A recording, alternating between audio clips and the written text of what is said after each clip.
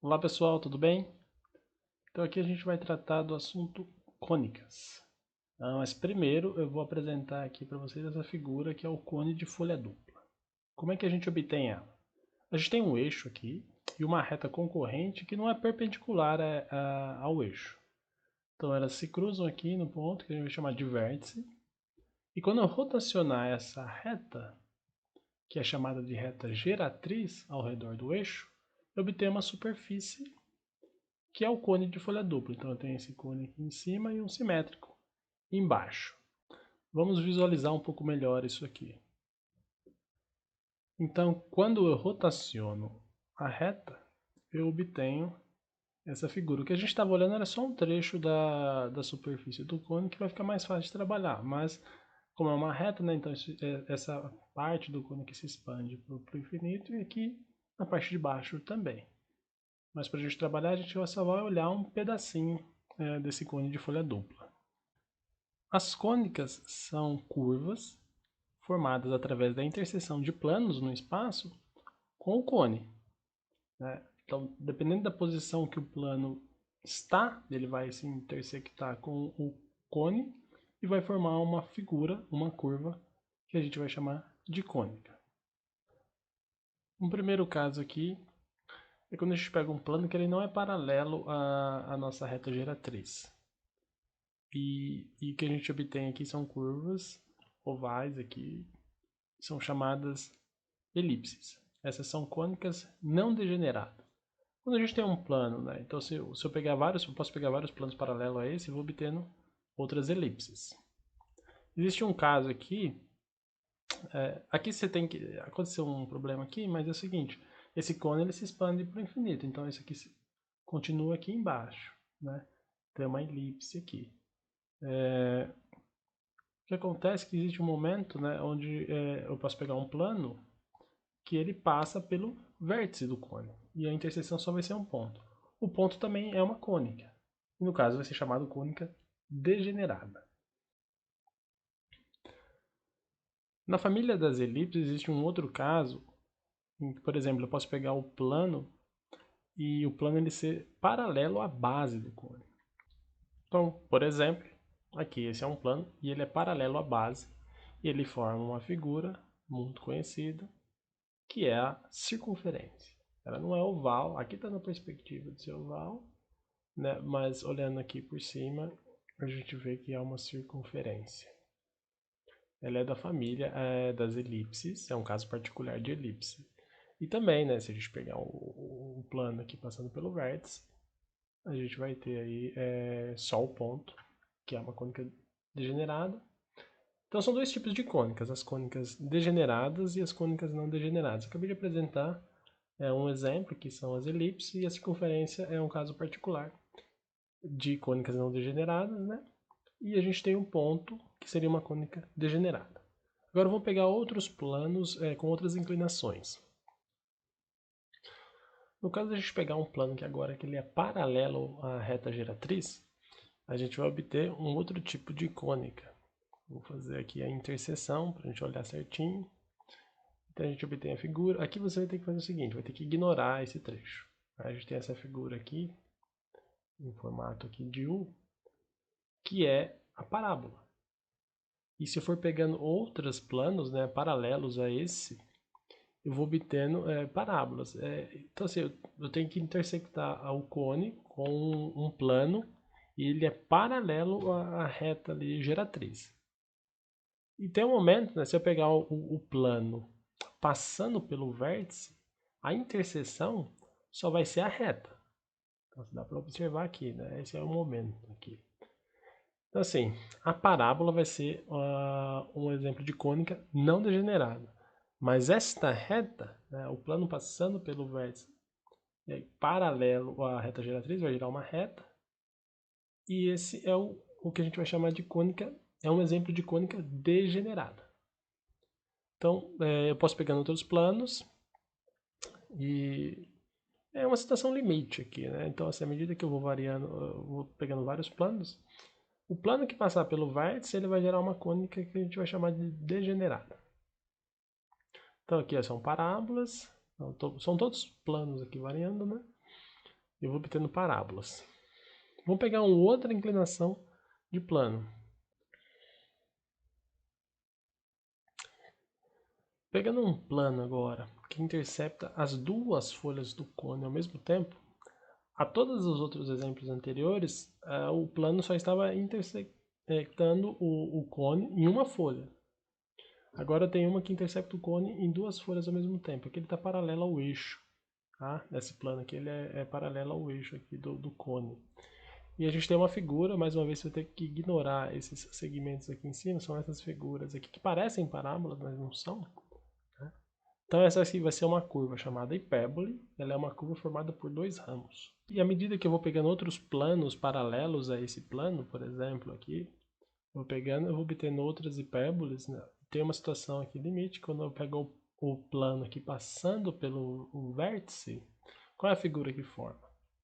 Aqui, essa figura vai ser duas retas aqui concorrentes, né, passando pelo vértice aqui. Então isso aqui não tem, esse segmento não tem, o cone está se expandindo para o infinito, seriam duas retas aqui.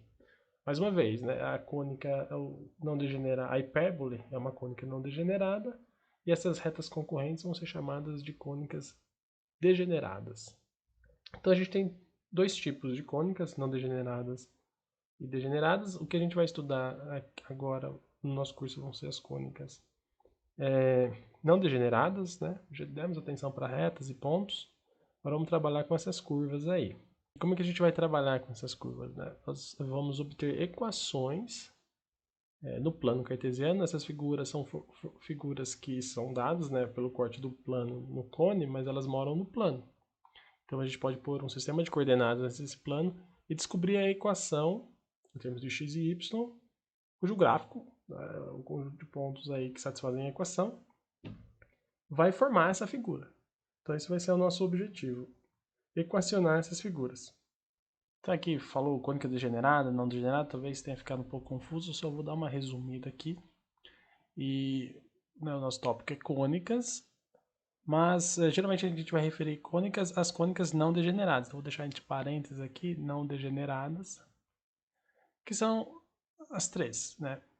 Elipses, são essas figuras ovais aqui, hipérboles, então vou escrever os nomes delas aqui, elipses, hipérboles, e também aqui uma hipérboles, e a gente tem a parábola, talvez a mais conhecida dentre as três aí, né, que são dadas por equações de segundo grau, por exemplo. Né? Aqui dentro das elipses a gente tem as circunferências, como um caso particular de elipses.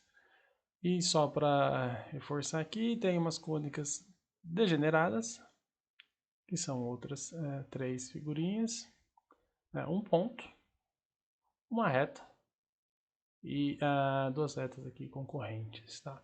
Então a gente vai focar aqui, nós vamos estudar as cônicas não degeneradas através de equações.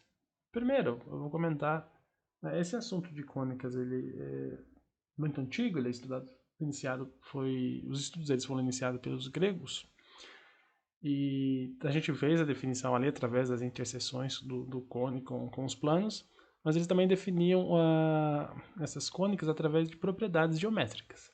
Então eu vou mostrar aí para vocês como que é a definição de elipse, de hipérbole e parábola, quais são as propriedades geométricas ali importantes para definir esses objetos. E depois a gente vai, através dessas definições, desenvolver as equações para essas figuras usando uma abordagem mais moderna, usando sistemas de coordenadas.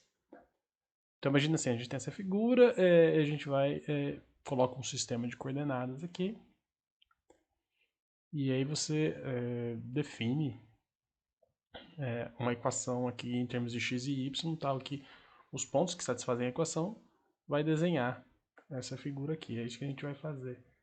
Mas primeiro vamos olhar aqui a definição grega das cônicas aqui através das propriedades geométricas.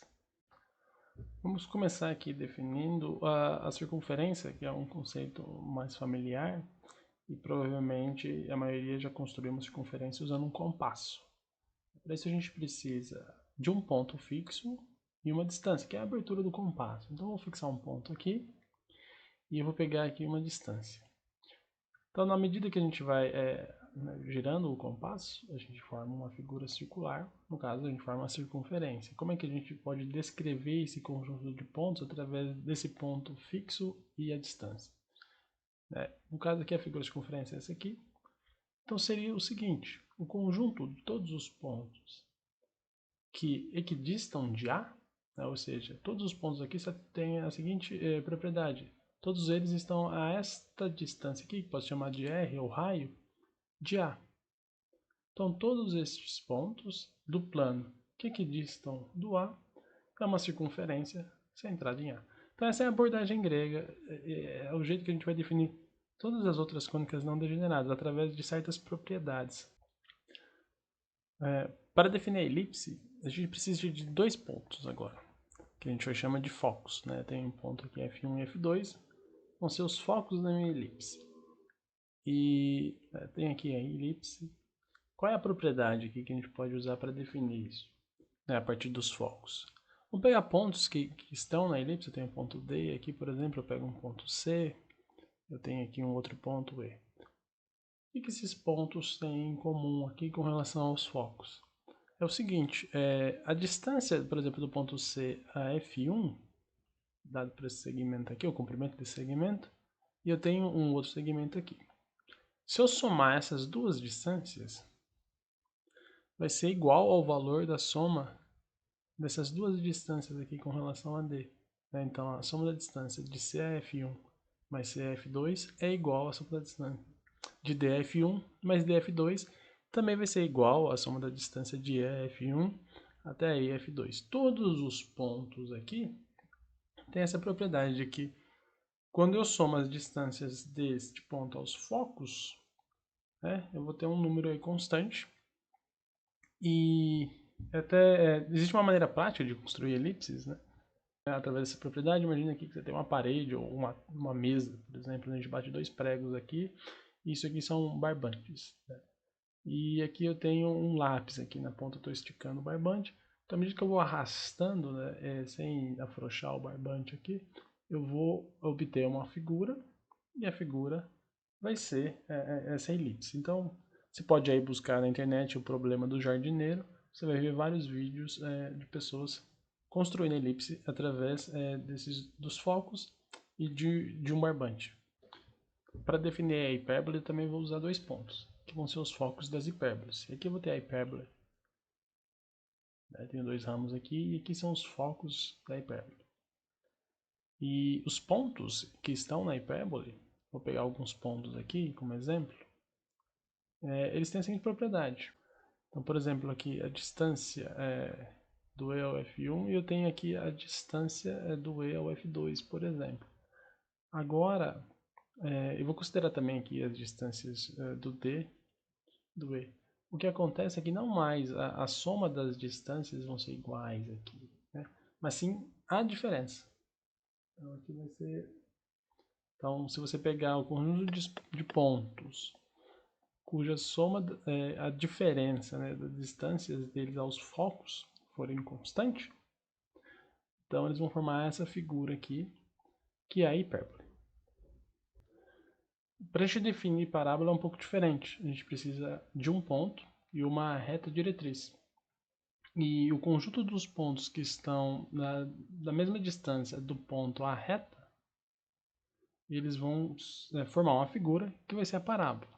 Vamos explicar um pouco melhor. Então, essa aqui vai ser a parábola, que tem... Esse ponto aqui vai ser o foco da parábola, e aqui é a reta diretriz da parábola. Eu vou pegar dois pontos que moram aqui, que estão aqui na nossa curva, que é a parábola, e eles têm a seguinte propriedade. A distância de D aqui ao foco é a mesma distância de D à reta diretriz. Então, a distância aqui, você precisa trazer o pé da perpendicular aqui, vai ser o tamanho desse segmento aqui. A mesma coisa acontece com a distância do ponto C ao foco, vai ser igual à distância do ponto C à reta diretriz. Então, todos esses pontos que estão aqui têm essa propriedade. Eles equidistam do foco e da reta diretriz. Então, com isso a gente define parábola na abordagem grega. O que a gente vai querer?